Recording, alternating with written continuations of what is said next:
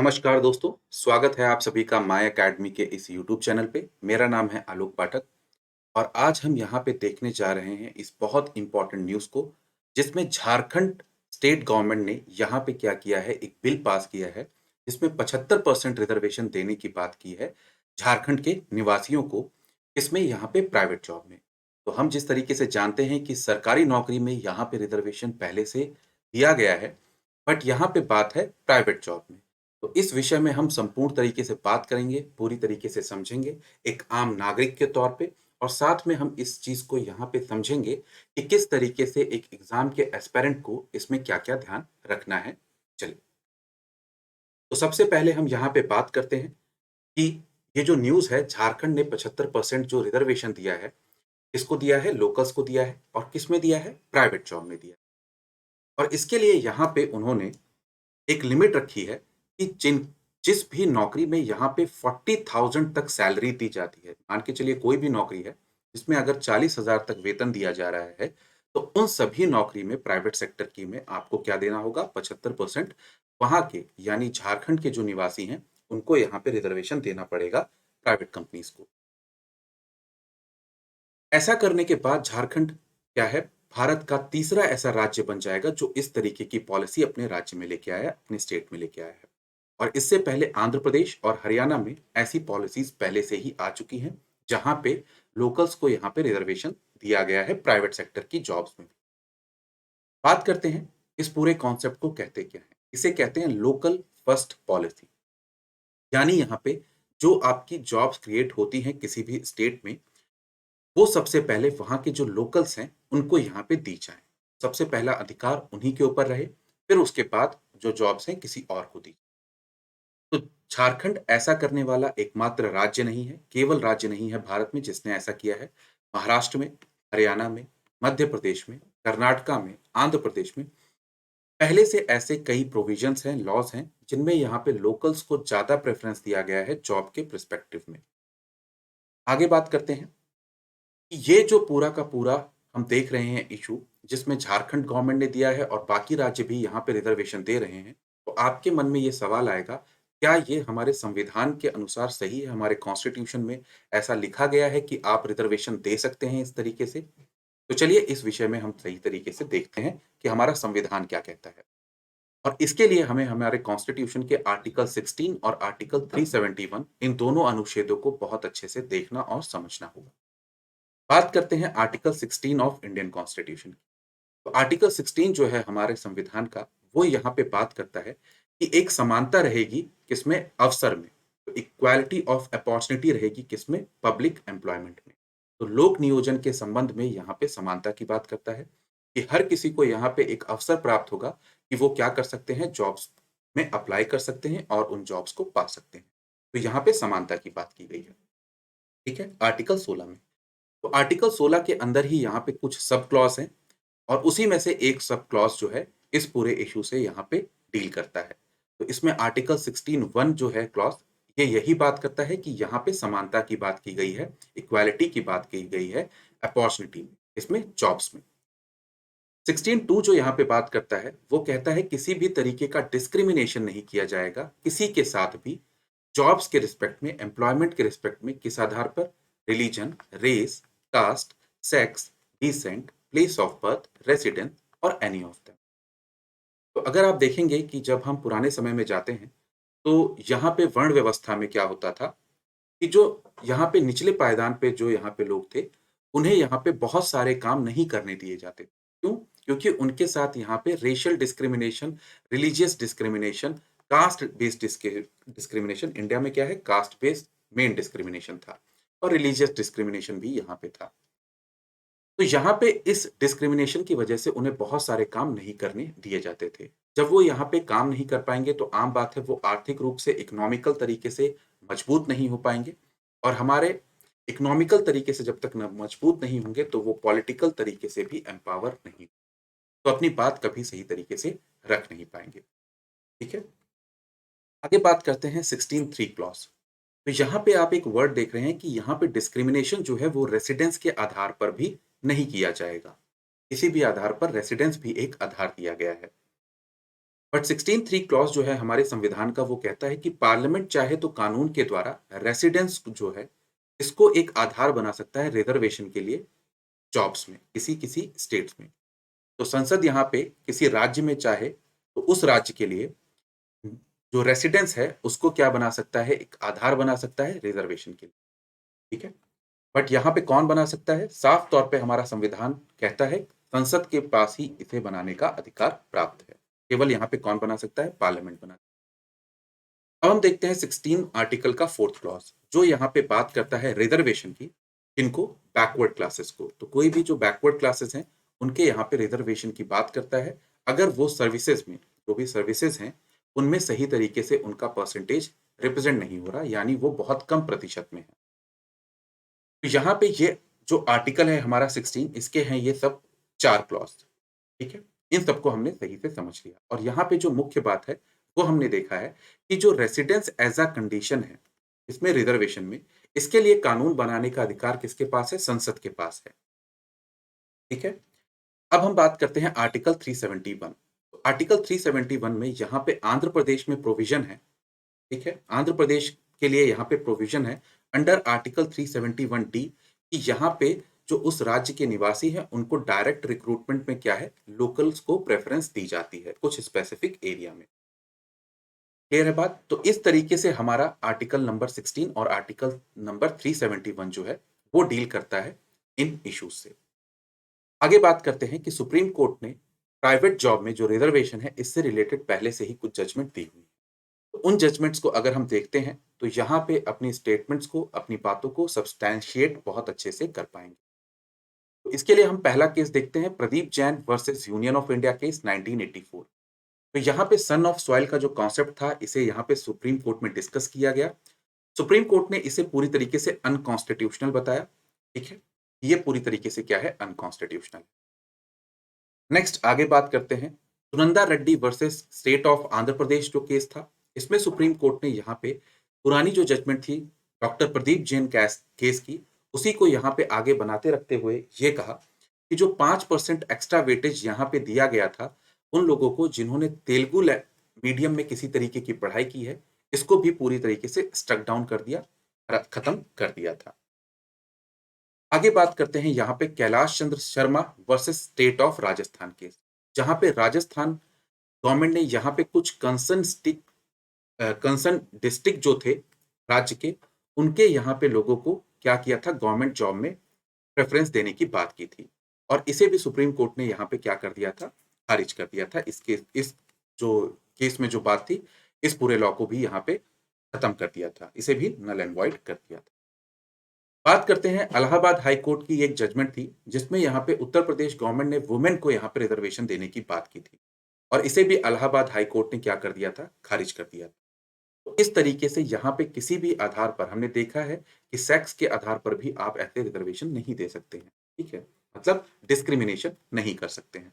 तो ये सारी बातें हैं सुप्रीम कोर्ट की पहले की जजमेंट्स आई हुई हैं, जिसमें यहाँ पे ऐसे बहुत सारे कानूनों को स्ट्रक डाउन किया गया है जुडिशरी के द्वारा।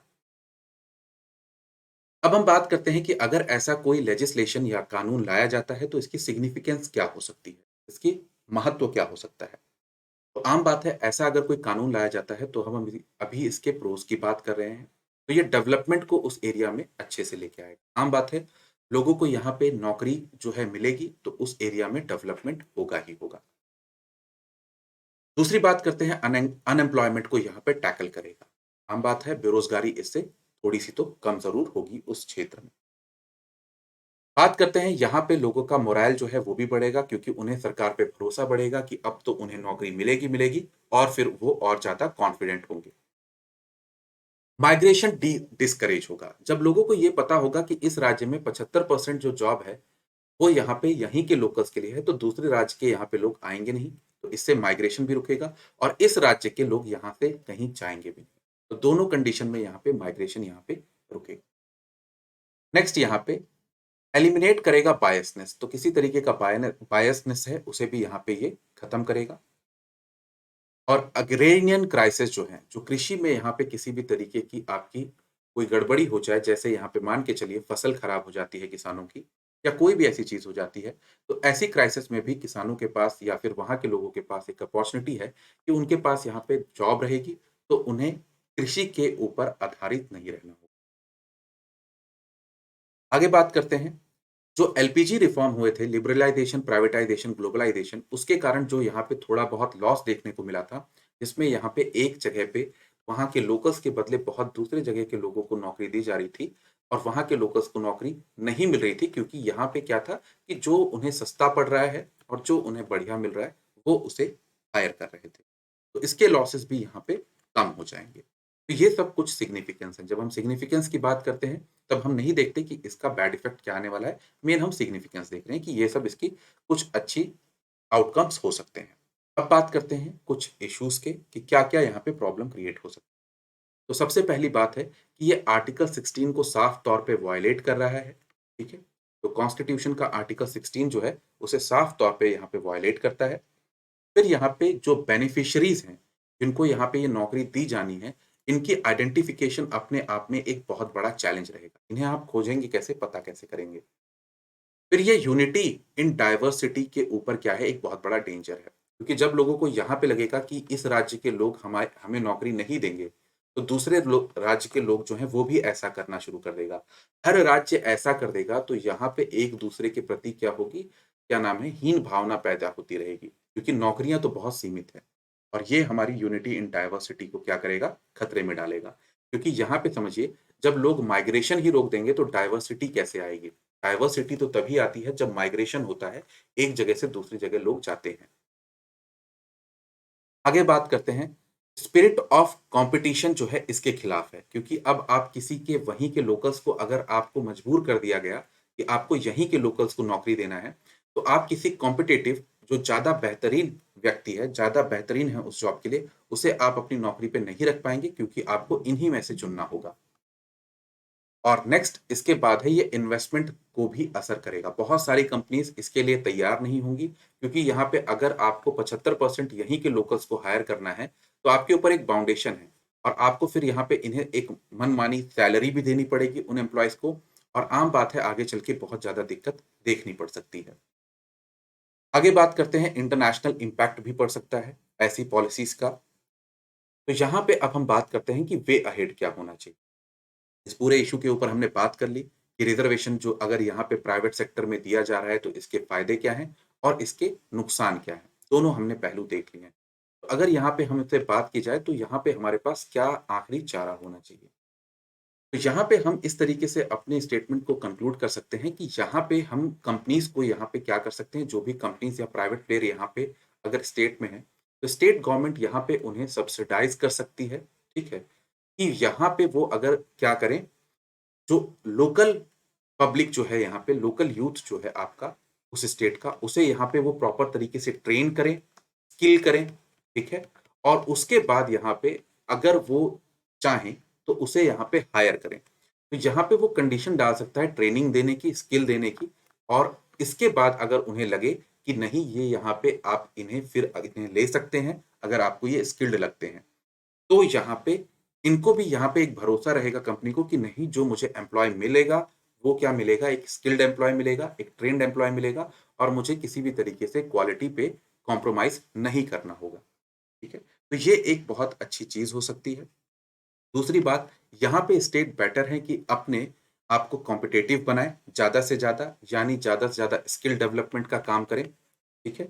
स्किल डेवलपमेंट का काम करें और ज़्यादा ह्यूमन रिसोर्स को अच्छा करें कि कंपनीज़ यहाँ पे उनके जो स्टेट के जो लोकल्स हैं, उनको ज़्यादा से ज़्यादा हायर करें। केवल यहाँ पे कंपनीज़ को अगर आप ये ज़बरदस्ती कहेंगे कि नहीं, आपको इन्हें हायर करना पड़ेगा, तो यहाँ पे कंपनीज़ क्या हैं, आम बात है दूसरे स्टेट्स में मूव करना शुरू कर देंगी। तो ये सब बहुत सारे इश्यूज़ यहाँ पे निकल के आते हैं, बट साथ में इसके कुछ फ़ायदे भी हैं और वो यहाँ पे ये है कि आम बात है अगर ऐसा किया जा रहा है, तो जो पार्टी ऐसा कर रही है, पार्टी इन पावर है, उसकी जो पॉलिटिकल पावर है, वो स्टेट में बढ़ेगी क्योंकि लोग इसका ज़्यादा से ज़्यादा सपोर्ट करेंगे। तो पॉपुलिस्टिक पॉलिसी के तौर पे भी हम इसे यहाँ पे देख सकते हैं। तो इसके बहुत सारे यहाँ पे अच्छे और बुरी चीज़ें हो सकती हैं। बट यहाँ पे एक बात अगर बड़े आम तौर पे आप समझिए कि अगर आप इसे मान के चलते हैं कि आप जैसे मान के चलिए किसी एक स्टेट के निवासी हैं उत्तर प्रदेश के और उत्तर प्रदेश सरकार यहाँ पे ऐसा लेके आती है कि 75% उत्तर प्रदेश में जितनी भी आपकी प्राइवेट सरकार की नौकरी है, वो सभी आपको क्या मिलेंगी? केवल उत्तर प्रदेश के निवासियों को दी जाएँगी। ठीक है? और इसी तरीके से एमपी, राजस्थान और हर राज्य यहाँ पे ऐसी ही पॉलिसी लेके आ जाए। क्योंकि आम बात है एक राज्य कोई लेके आएगा, तो दूसरा राज्य भी यहाँ पे ऐसी पॉलिसी आगे लेके आएगा।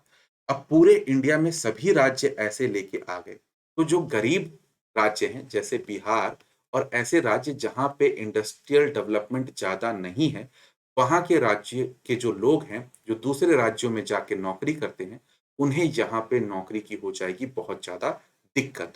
तो यहाँ पे क्या है, हम एक तरीके से क्या करेंगे, इन राज्यों के लिए सही नहीं करेंगे। तो यहाँ पे बेटर यही है कि हम एक स्टेट की तरह ना सोच के, बेटर है पूरे देश की तरह सोचा जाए, तो ज़्यादा अच्छा होगा। ठीक है? तो इस तरीके से आप अपनी स्टेटमेंट को जाके क्या कर सकते हैं, कंक्लूड कर सकते हैं और अगर हम लोग यहाँ पे देखें, तो मैक्सिमम टाइम यहाँ पे सुप्रीम कोर्ट ने क्या किया है, ऐसे किसी भी लेजिस्लेशन, किसी भी लॉ को यहाँ पे खारिज ही कर दिया है। उसने मैक्सिमम टाइम ऐसे लॉज़ को खत्म कर दिया है और जो पहले से लॉ कुछ बन गए हैं, वो अभी तक इम्प्लीमेंट ही नहीं हो पा रहे हैं। क्या नहीं हो पा रहे? इम्प्लीमेंट नहीं हो पा रहे। तो इनकी डगर जो है, वो बहुत मुश्किल है। तो दोस्तों यहाँ पे अगर आप बात करते हैं इस पूरे इश्यू के बारे में, तो ये हमारे यूपीएससी के जीएस पेपर 3 में आपको देखने को मिल सकता है, जिसमें यहाँ पे बात होती है इश्यू रिलेटेड टू एम्प्लॉयमेंट और जीएस पेपर 2 जहाँ पे ये आपका है issue arising of out of the design and implementation of government policies. तो ये यहाँ पे भी आपके लिए इम्पोर्टेंट है। तो धन्यवाद यहाँ पे और बने रहिए इसी तरीके से माय अकेडमी के साथ। वीडियो अगर आपको अच्छी लगी तो ज़रूर इसे लाइक करें, अपने दोस्त यारों के साथ शेयर करें और चैनल को सब्सक्राइब करके बेल आइकन को ज़रूर दबाएँ। Thank you, best of luck, take care, जय हिंद, जय भारत।